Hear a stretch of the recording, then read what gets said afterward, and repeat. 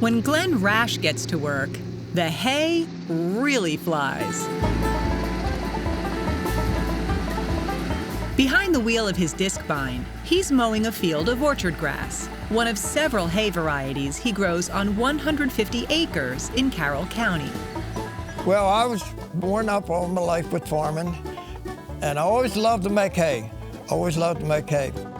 He's farmed a lot of different crops over the years, but nowadays, he focuses only on the green stuff. My brothers wanted to retire, so they retired in 1988. We had public sale, and I continued with the hay business from then till now. And that business has won him a load of blue ribbons, both at the Howard County and Maryland State Fairs. At 89 years old, he knows a thing or two about prize-winning hay. It takes patience to make good hay. If you don't have patience to wait till it's ready to bale, ready to mow, or not mow it, that's all in the quality you get in the bale. Another key, having the right tools for the job. The disc bind doesn't just cut the hay, it sends it through these rubber rolls that crush the stems, so water can escape as it dries in the sun. Today, Glenn is making second cutting hay, meaning this field has already been harvested once this summer and grown back. Orchard grass goes 6 weeks, and every 6 weeks we cut it again. And I'll get 3 cuttings of orchard grass in a season. It takes about 3 days for hay to cure in the sun, or else it'll get moldy in storage. To help speed the process, Glenn brings out his next piece of equipment, the tedder. It fluffs it up, and that's what you want it to do, to set up in the field so the air can get through it to dry it better. He'll ted it at least twice, flipping the hay over after one side dries. Meanwhile, he's also keeping an eye out One little cloud. for rain.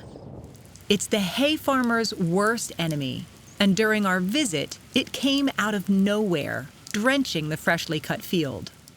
If it's top quality hay, you'll get $7, $8, $10 a bale for it. But if it gets rained on, you'll get $2, $1.50 a bale, just because of the weather. But thankfully, this brief shower didn't cause too much damage. After 2 sunny days and another go with the tedder, the orchard grass has dried out. And a lot of people think, you know, this hot, humid weather is good hay making, but humidity is not good for making hay. Hay is only as dry as the air is going into it. A day like today is perfect. Next, from the air-conditioned comfort of his tractor cab, Glenn uses a rotary rake to gather the hay into rows for the baler, all while listening to his favorite music, bluegrass. With the field ready, neighbors Greg Will and Mark McTheney come to lend a helping hand. Both Mark and Glenn are running balers today, which are fascinating to watch in action. First, the baler picks up the hay and moves it into a chamber, where a plunger forcefully compacts it. Once there's enough hay inside, the machine quickly loops twine around it, ties a set of knots, and creates a bale, all in a fraction of a second. Then, the bale drops onto the ground, and the machine starts making the next one. The hardest part about baling hay, getting them the exact right size. And Glenn don't want them real long, and he don't want them real heavy. Consistency is key, not just to please the customers, but to make Greg's job easier. He's driving the stack wagon, which collects up to 160 bales into a neat stack. A job that used to be done by hand.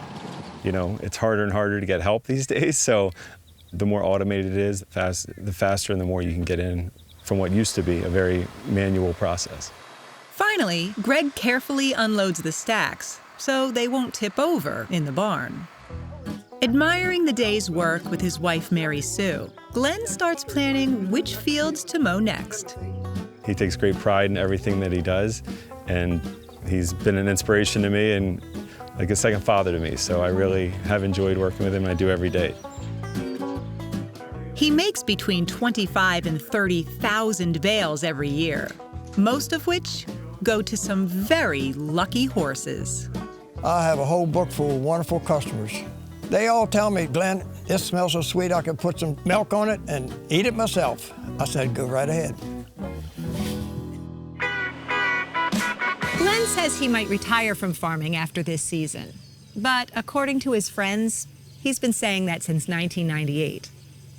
And did you know, hay is usually green and is usually used for animal feed. Straw is usually made from leftover grain stalks, which is why it's yellow. And it's mostly used as animal bedding.